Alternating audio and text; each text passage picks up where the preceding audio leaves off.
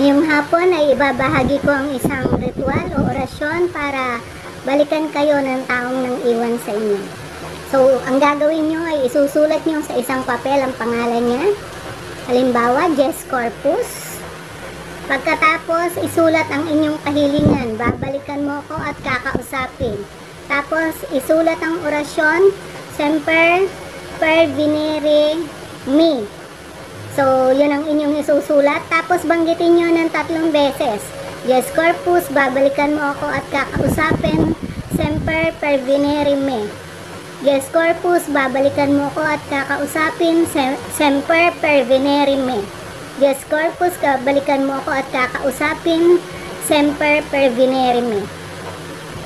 So, pagkatapos nyan, so, pwede nyong lagyan ng kanyang picture, samahan nyo. Pagkatapos nyan ay balutin nyo or i-roll nyo ang papel paharap sa inyo 3 beses.